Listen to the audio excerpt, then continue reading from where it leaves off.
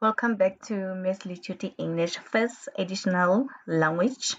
Today's lesson will be based on question 5, language convention and structures, where we are going to briefly explain to you what we mean by homophones, what we mean by homonyms, as well as antonyms and synonyms.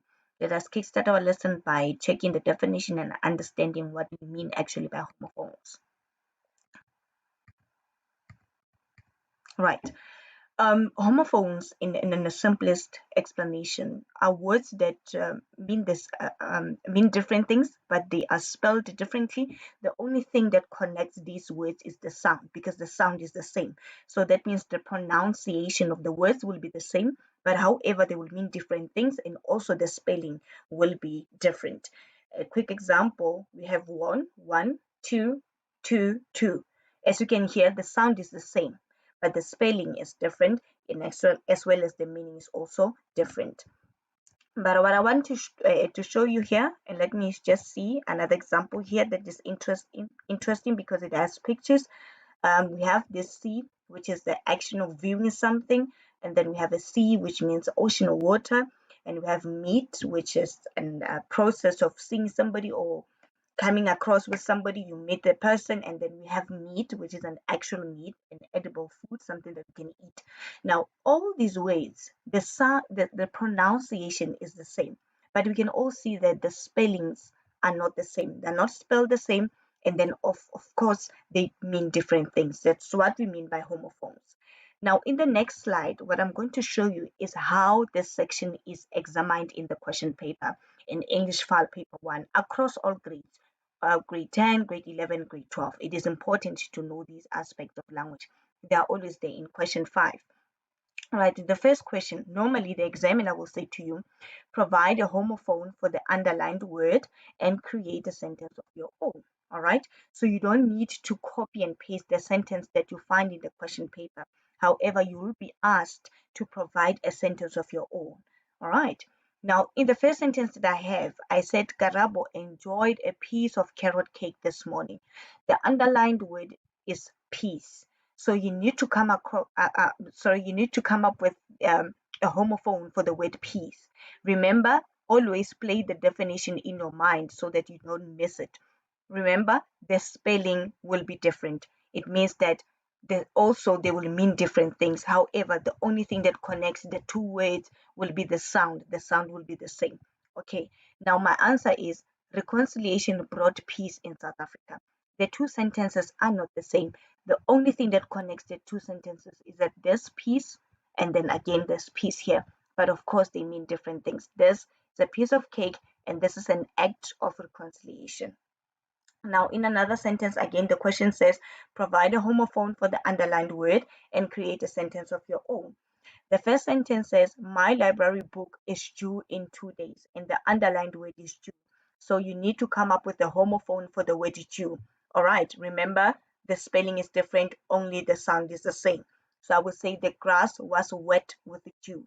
All right, so this due refers to time. It's a timeline to say if something is due now, it means that you have to bring it now. All right, and then this dew refers to droplets of water that we normally see in the morning. All right, and then the second sentence, it says it was difficult to say goodbye to my dear friends. The underlined word is the word dear. Again, play the definition in your mind to say all right. It means that the sound is the only thing that will be the same. The spelling will be different. All right, so I say the deer is an adaptable animal. And so here, this deer refers to a type of animal, and then this deer, in actual fact, it means that people who are close to your heart, people that you love. Perfect. This is how this section will be examined in a question paper, right? Now we move on to homonyms.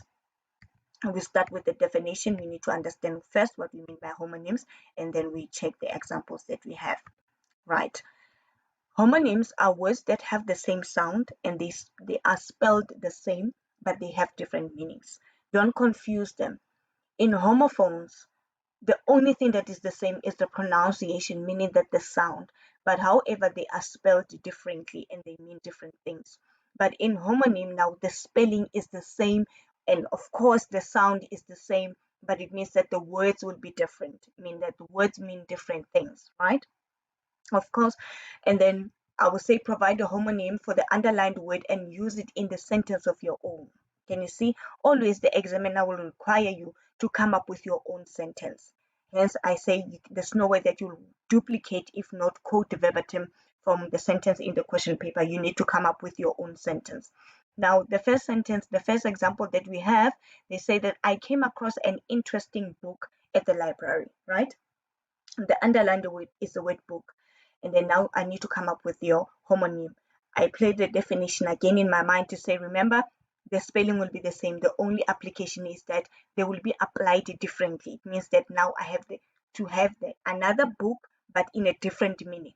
So my answer will be our agent prefers to book online for a trip. This book refers to an actual physical book that you can read right in the library. But this book, it's sort of an activity that you do. It's an action that you do when you book something online. When you book something, it's when you secure something online. All right. So that, pardon me, the two words are the same, but they are applied differently in the two sentences. Another example that I have is that the president will address the nation today, and then the underlined word here is address. So I say you provide the homonym from the word address, okay? And then remember, always you come up with your own sentence. Remember, everything will be the same here, not everything per se, only the pronunciation, the sound, as well as the spelling, but they will be applied differently. Fine. The first sentence says a president will address the nation. Let us go back, pardon me. The president will address the nation, and then I say I have written the wrong address on the letter. This one is an act of talking to people, right? When you address them, or delivering a speech to people, you address those people. And then this address actually refers to an actual address that you jot down on paper. So the two words mean different things, and they are applied differently in the two sentences. That's how you use homonyms. Another aspect of language there, we have synonyms and antonyms. Synonyms are words that mean the same, but they are written differently. So if I don't want to say something is neat, for example, I can say something is clean. If I don't want to say you are intelligent, I can say you are smart.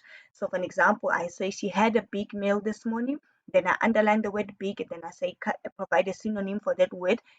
Just again, play the definition in your mind. Just know the definition. I always emphasize that because if you understand the definition of these components of language, it will be easier for you to get them right. And then I was saying, instead of saying she had a big meal, I can say she had a large meal. So big and large, they mean the same, but they are written differently. Another example that I have here is that I'm hopeful if something is not correct. For example, I'm hopeful that all my answers are correct. I can say I'm hopeful that all my answers are accurate. So instead of saying correct, I can say accurate. All right. And then what about antonyms? Antonyms are words that mean the opposite of each other. All right. The example that I have here is that Grace prefers natural flowers in her home. And another one says Grace prefers artificial. So if something is not natural, it is how? It is artificial. So it is important to note the definitions and to understand them. And the only way that you'll be able to nail these components when they are examined in paper one is when you have enough vocabulary. You need to enrich your vocabulary so that it can become easier to use them in the sentence of your own. Thank you so much for taking my lesson, and I hope that it was fruitful to you. Until we meet again, thank you. Bye.